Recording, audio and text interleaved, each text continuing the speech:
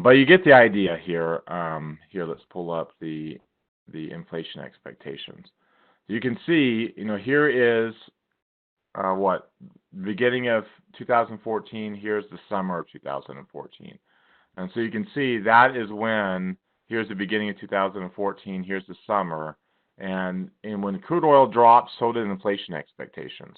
And from the beginning of 2016, pretty much all the way through the end October of 18, crude oil rallied. Well, if you look at this from the beginning right here of 2016, all the way up to October of 2018, crude oil rallied this whole period, and so did inflation expectations.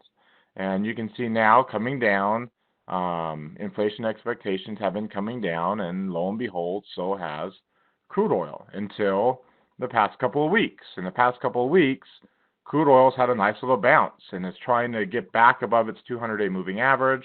From other trending indicators, you can see it's still got some work to do to get bullish on the daily chart, and for that matter, on the weekly chart.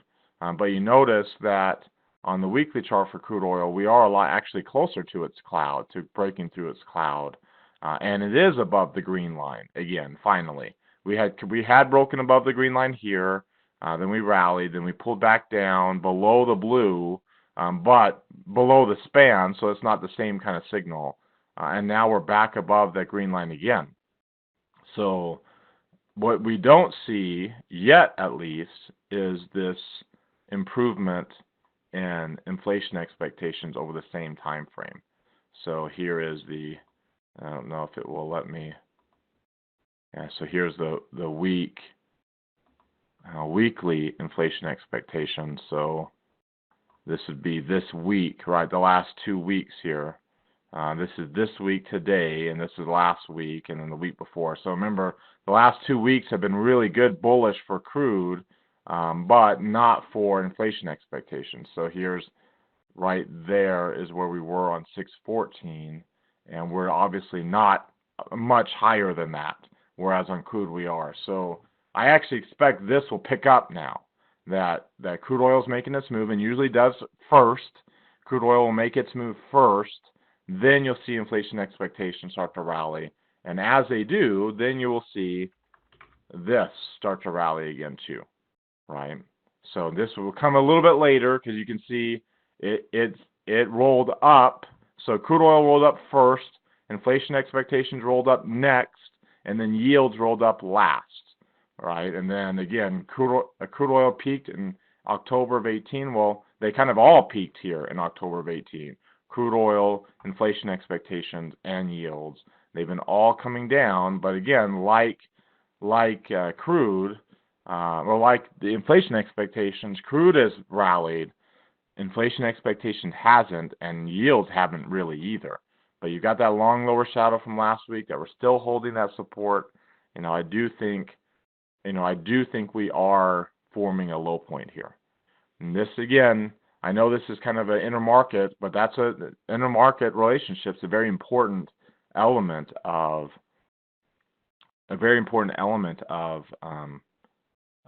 technical analysis, right? So again, if crude oil is rising and inflation and yields are rising, regardless of inflation expectations, that's kind of take that out for a second. But if crude oil is rising and yields are rising, generally speaking, what kind of stock market environment is that? Is that a bullish or a bearish stock market environment when crude oil is rising and yields are rising? What kind of stock market environment does that generally lead us to? Yeah, exactly. And you can see again, from early 2016 to October of 2018, right? So if I were to come over here to the asset class comparison, and I were to change my time frame to to let's say early 2016, February, it was right around February, to October, it was like the 3rd when the stock market peaked, but we'll go to the 15th of 2018, right? So during that period, when crude oil rallied And bond yields rallied too, so there's long-term bond prices down 10% over that period. You can see the dollar was down most of that period. What do we expect the dollar to do now, right? We expect the dollar to come down too. Inflation expectations rise. That's generally bearish for the dollar. So the dollar was down. Bond prices were down as yields were rising. You can see preferred stocks were down. Agricultural prices were down too, but they really got hit with the trade chatter at the end of this.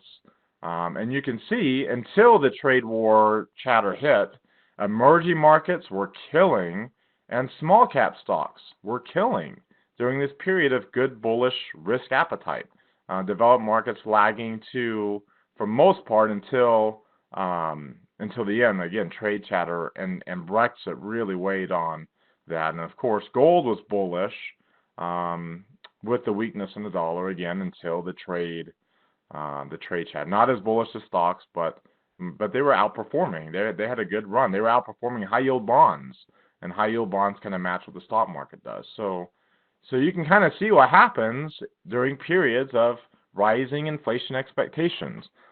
Crude oil's bullish, yields are bullish, stocks are bullish. International stocks are bullish with the weakness in the dollar. So this, if we get that same kind of pattern again, this is the expectation. Now, I don't know if it will last 2+ years, right? This was a long, long time. I don't think that we'll have 2+ years of that bullishness. But can we get 9 months, 6 to 9 months? Can we get up to a year? Definitely.